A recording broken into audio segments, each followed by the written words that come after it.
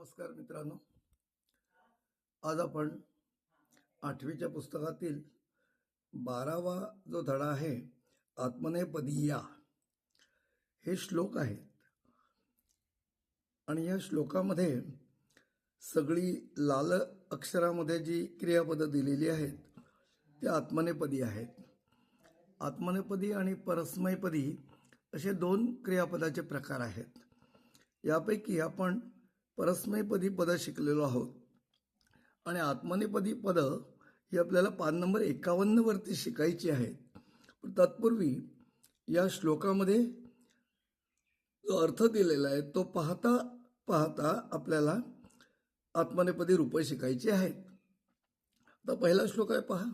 अपूर्व कोऽपि कोशो अयम विद्यते तव भारती. आता इथे विद्यते हा जो शब्द आहे, हे जे क्रियापद आहे हे आत्मनेपदी आहे. ते इथे आणते असे ते 3 शब्द आहेत. आणि भारती नीट बघा बरं, भारती हा ऱ्हस्वती काढलेला आहे आणि भारती हा दीर्घ ती म्हणजे सरस्वती आणि भारती ऱ्हस्व काढल्यामुळे ते संबोधन आहे.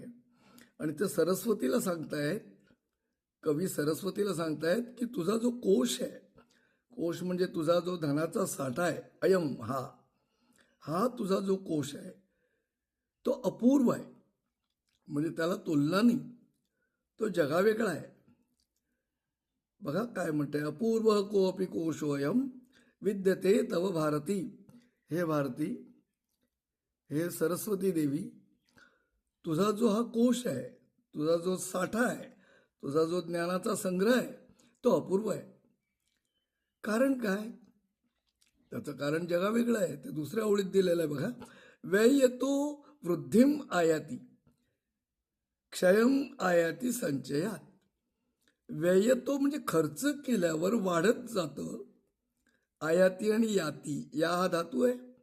या म्हणजे जाणे आणि आयाती म्हणजे येणे.